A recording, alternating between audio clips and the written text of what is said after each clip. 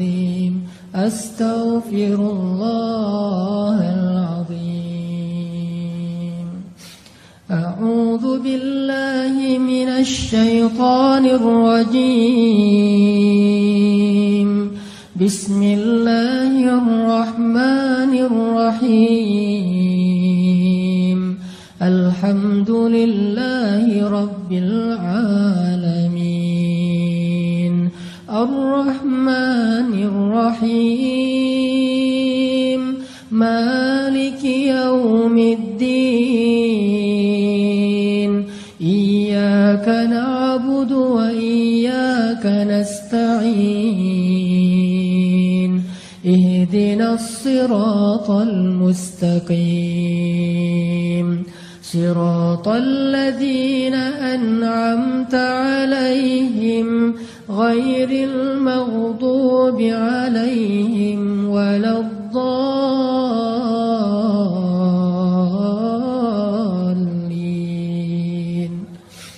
الحمد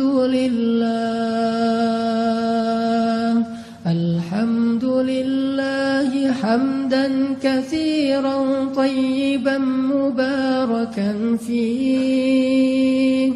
الحمد لله على نعمة الإيمان. الحمد لله على نعمة الإسلام. الحمد لله على نعمة القرآن.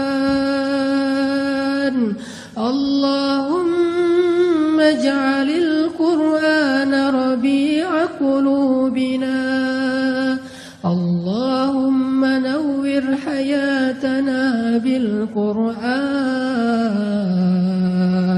اللهم نور قلوبنا بالقرآن.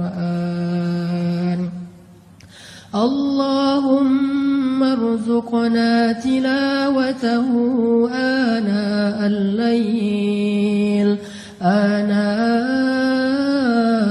الليل وأطراف النهار. اللهم اجعلنا من عبادك الصالحين.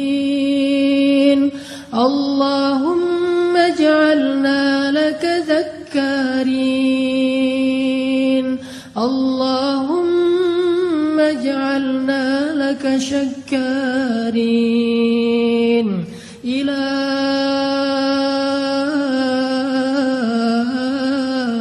إلهنا يا الله يا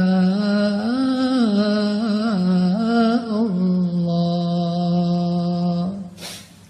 اللهم إليك أسلمنا وبك آمنا وعليك توكلنا وإليك أنبنا وبك خاصمنا. ظلمنا أنفسنا يا الله. ظلمنا أنفسنا يا الله. ظلمنا أنفسنا يا الله. وإن لم تغفر لنا وترحمنا لنكونن من الخاسرين.